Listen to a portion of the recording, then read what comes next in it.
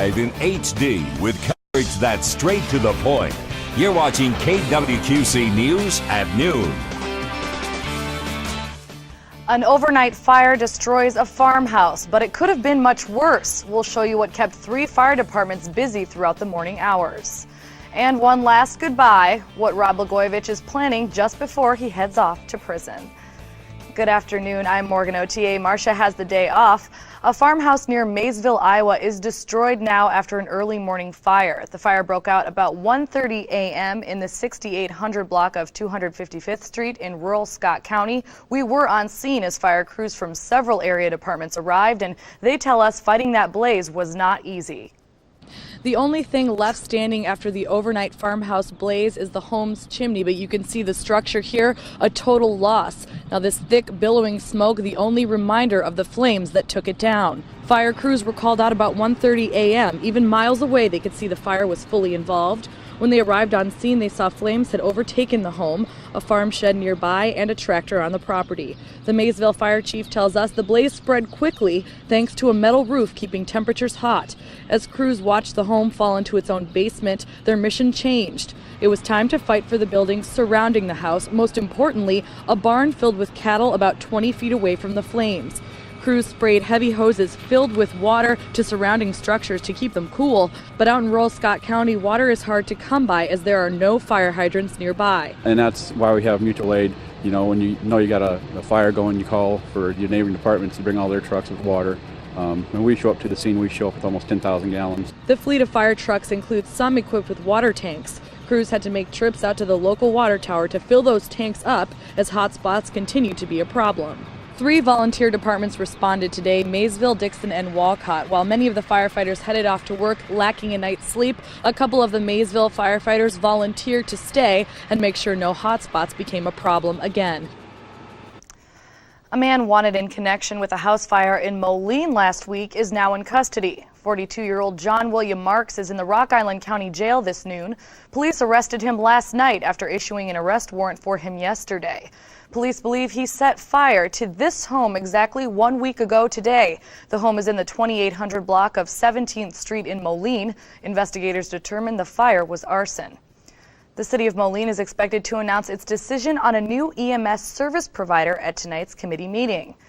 Back in December, the city of Moline voted to privatize its EMS services and lay off 12 firefighters. The move was part of a series of cuts to balance the city budget. Ever since the decision, the city has been working to find the right hospital or ambulance service for the job. We'll have an update on who the city decides to go with on your evening news.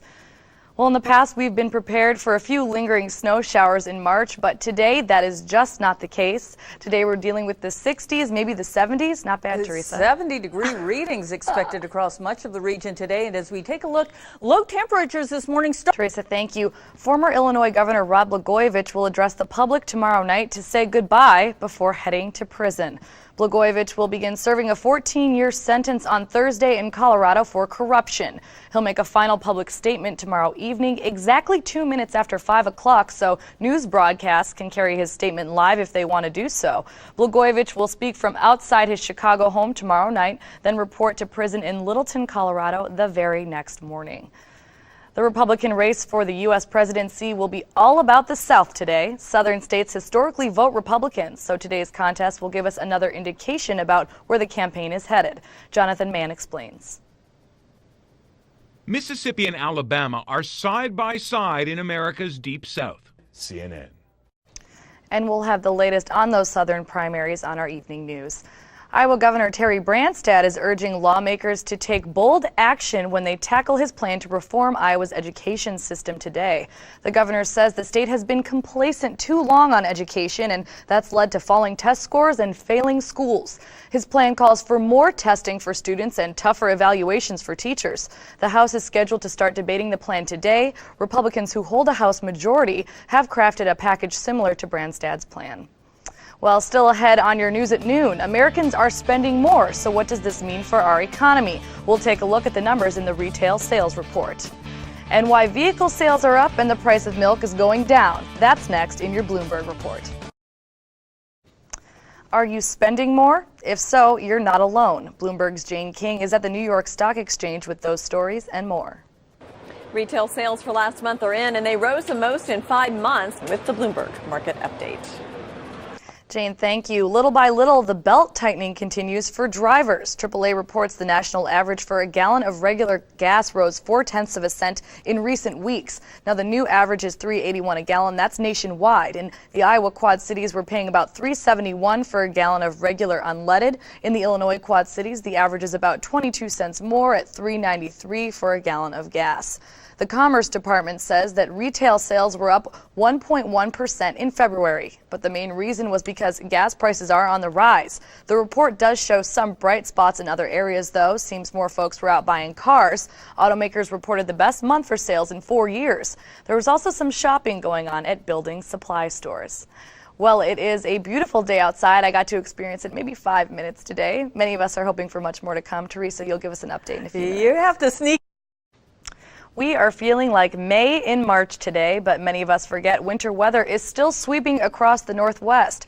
Cars and trucks are having to chain up in parts of Washington as several inches of snow and ice cover the roads there. The slick roads caused a backup that went on for several miles yesterday as cars crested the Snoqualmie summit. While some drivers were annoyed, others say they don't mind since this is their first taste of winter all year. You're watching. Wow, 77 degrees tomorrow. I'll take that. Still ahead on your news at noon. For students at one local school, a batch of cookies can really make a difference. Fran Riley shows us how next. Students at a school in Parkview are learning about community service by way of the Extreme Serve-a-thon. KWQC's Fran Riley has the story of some kids serving up a batch of cookie kindness. What's cooking in the Heritage Christian School kitchen? And the children visited multiple hospice facilities to deliver those cookies. The Serve-a-thon raised $26,000, and we want to remind you that if you have a story idea for Fran, we definitely like to hear it. Send it to news@kwqc.com. $26,000.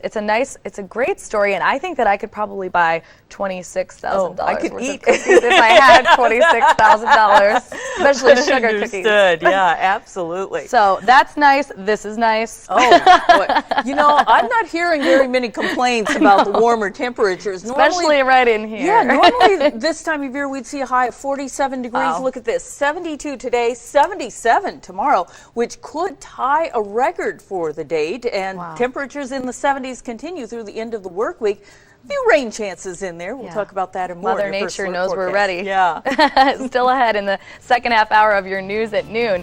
It damaged homes and destroyed property, but the government says the Harrisburg tornado wasn't severe enough to qualify for federal aid. We'll tell you about the push to get FEMA to reverse its decision next.